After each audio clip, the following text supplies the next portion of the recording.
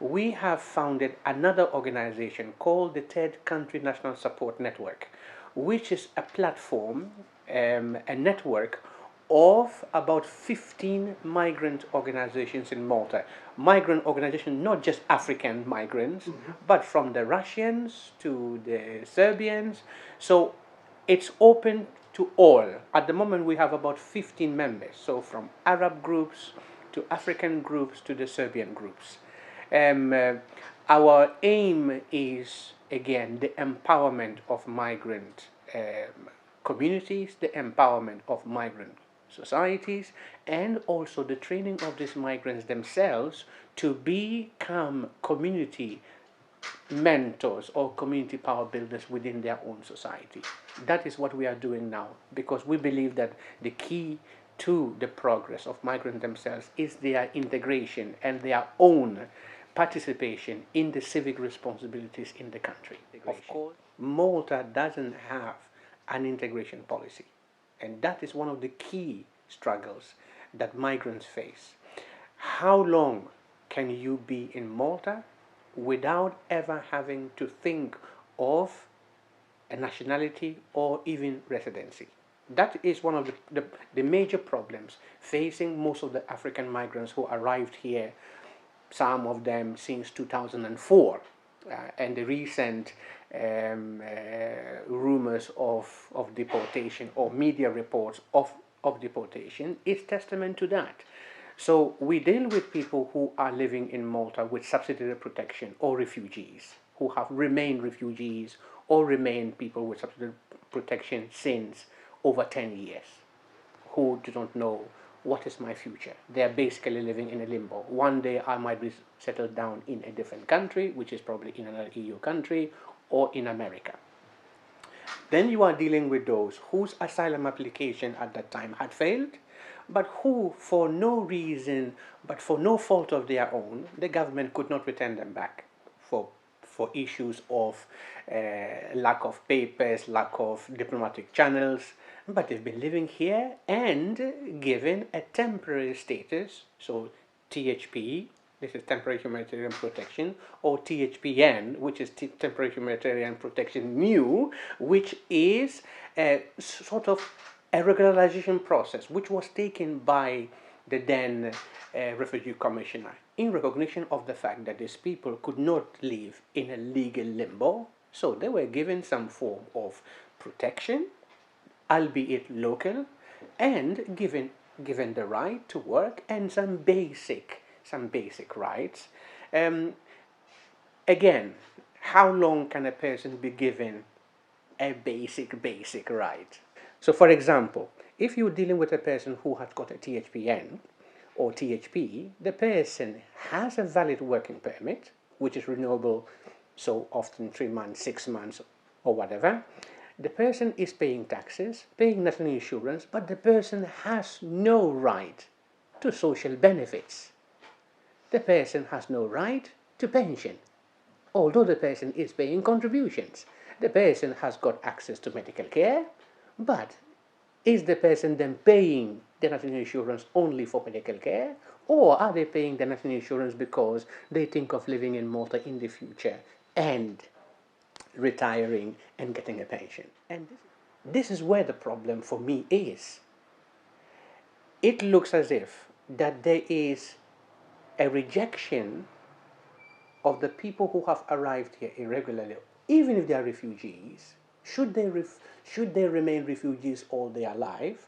There seems to be a thinking that one day Somalia will get better. So all the Somalis who have got subsidiary protection, they should live in Malta in limbo for as long as it takes for Somalia to become better. How long will be that? Haji has been living here since 2004. He died under a bridge last week. He's been here half of it. What? Haji was 45 years of age.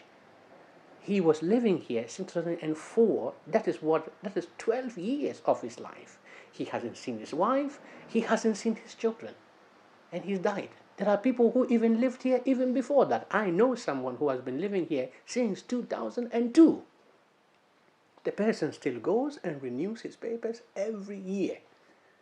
I mean, how long can you live and work in Malta? to be given the right to apply for citizenship or to apply for long-term residency. So the question is not a question of law, it's a question of whether Malta wants to integrate. And I can speak of the African groups, because the other European groups, they are very invisible. You can never see a Bulgarian or Romanian or Serbian or Russian and make a difference. And there are many of them who live here without documentations. But the Africans are very, very visible. Even their coming is very visible. So why always the targeting of this group? And this is why this issue of deportations and children is very, very important. So if these people have made it, they've had to travel the desert, travel the sea, came here, and the fact that the government could not deport them shows that there's a difficulty in deporting these people back in their countries. They've lived here, worked for 5, 6, 7, 8, 10 years. They've had children. That means that legitimately they were expecting that since the government has acknowledged their difficulty, that they would live now and create a new life in Malta. I know people who have, even people who are in this community here, who have given birth to their children, and their children are now going to secondary school. How can you just take 1 week and say, now we're just going to take these children who have never known the identity of their parents' country, and who for no reason their own were born here, and given schooling in Malta, speaks Maltese, that you are going to return the families without giving these children that process. So you have a Ministry for Integration. But then migration is still a security issue. For a person who has lived and worked in Malta for 10 years, paying taxes, you know their faces, you know their ID card numbers. So what security concern are they posing to this guy? Employers are phoning us. I've trained this person, he's a very trusted worker. Why are they going to deport him? I'm willing to pay the fees. Every day we have phone calls here of Maltese employers being scared of losing their own employees. Have we ever complained of homelessness of people who are working? The persons who are homeless are the persons who have had mental health issues, and no one really cares about them. Most of the homelessness comes from mental health issues or substance abuse. So, but in Malta, do we have a place where migrants can go, apart from NGOs, can go and they are given an integration track? If you do this and you do this and you do this and you do this, in 10 years you become a Maltese. There's none. So our problem is not a problem of numbers. How many came to Malta last year? You know, so if not people, many. yes, Years gone by, it used to be many. a couple of thousand, but now Even that, it was a question of management. Most people came and they left. So the argument about numbers is a question of fear. It's a question of the skin color again.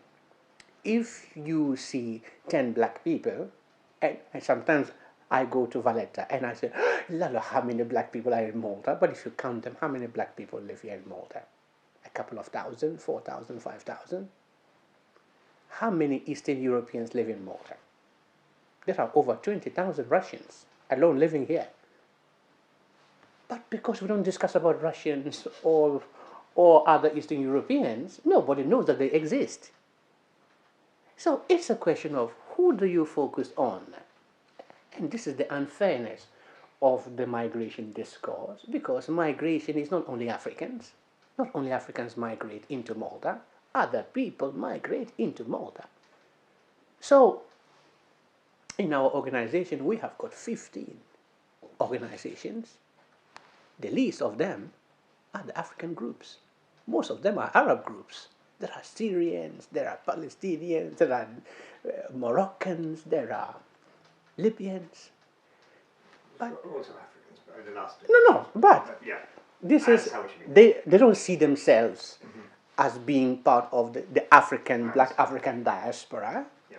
So the discussion is always, If there is no space, who is there no space for? The black man. Is there space for a Russian? I'm just using names, that.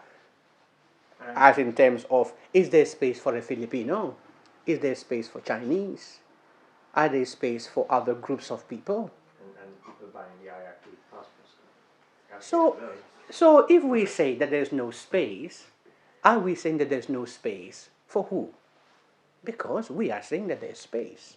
You can come, you can acquire, provided you meet the criteria. But Raphael, people who are coming here to seek asylum are not coming here because they're on holiday. They are leaving by no reason of their own. And to migrate and seek asylum is a fundamental human right enshrined in law. But one of the biggest issues that Malta still deals with is race. Let me give you a story. I took a man to work at a factory. And he called me. He told me, Ahmed, I need a worker, as they call us always. So I took this guy. I told him, we met. I said, let me sit down in the meeting because I want you to explain the terms and conditions of work, la la la la. And as we spoke, this man turned to me and told me, Ahmed, he looks like a very, very good hard worker. He told me, but I want to confess to you, we Maltese, we're racist. He told me, because if this young man starts to work very hard and he succeeds, they will not allow him to work here. That was the owner of the factory. He told me, unfortunately, I have to tell you this.